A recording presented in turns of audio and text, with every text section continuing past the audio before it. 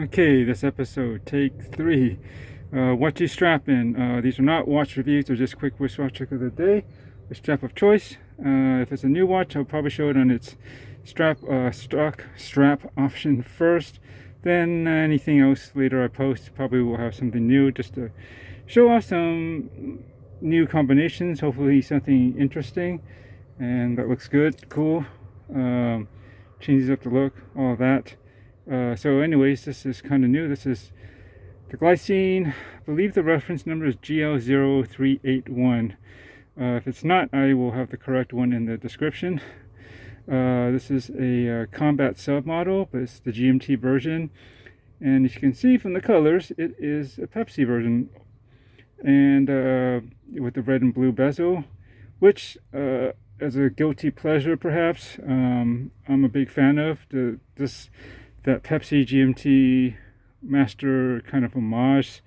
If you see my posts, videos, stuff in the past for quite a number of years, I guess, I think you'll find I'm no stranger to that, and I keep coming back to this general kind of design. I would say my last one was the Yamaha Superman GMT, which had the Pepsi bezel as well.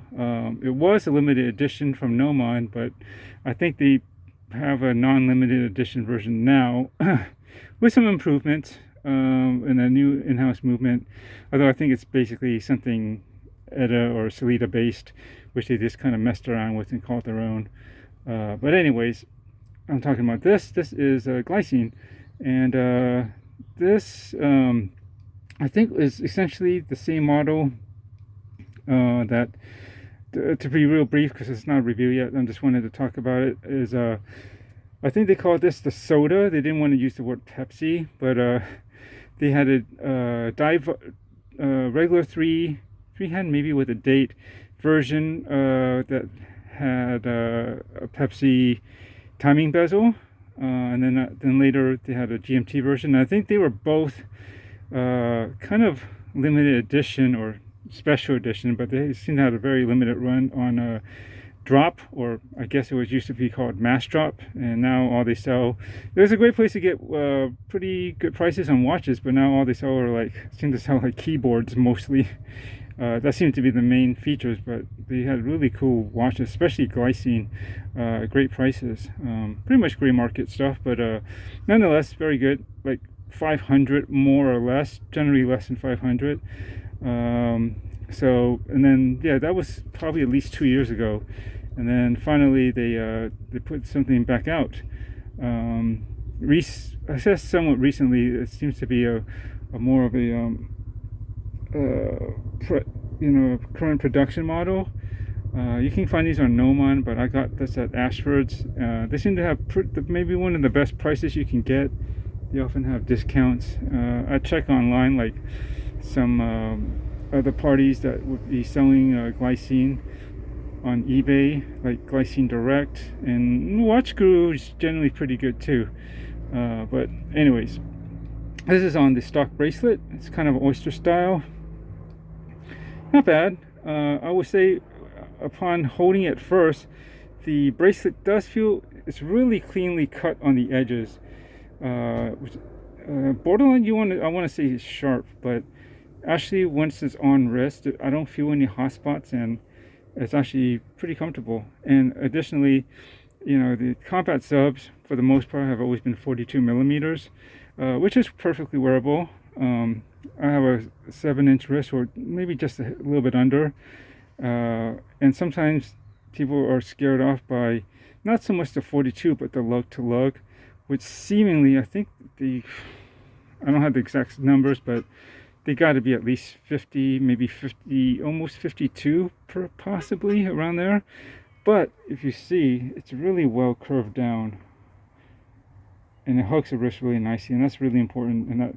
And it doesn't even extend past like my flesh of my wrist. It's still within the borders, I guess, the edges, the circumference or whatever of my wrist. And so I think even if you had a smaller wrist, maybe even 6.5, you could still probably pull it off if you wanted. But it really depends on your wrist shape also, because if you have like really curvy wrist. It may not fit as tightly, but you can see both ends is pretty good. And what's great about Glycine is that they're so thin. I mean, look at that. For a GMT, I think these are less than, not much more than 11 millimeters in thickness total. And the Airman line is really great too. And I've been meaning to try the combat subs for a while, and I've always been attracted to this particular model, and I didn't want to buy them secondhand because they were charging quite a lot before this came out, and so I finally found a good place to get it. And also, besides the good curve down, they also have female end links. And they're pretty well within the lugs, if you can see where the link is, and probably where it will start bending, curving down, so it'll really wrap around the wrist good. And it's really comfortable watch, actually. I had an Airman that has like an Airman 42, I think it's 42, which is basically a 42 millimeter version, a little bit more modern version of the Airman, and had a very curvy lug, like, similar to this, I think. But I just remember it wrapped around the wrist really nicely too, even though it seemed like a rather long lug to lug, but they just hugged the wrist so well.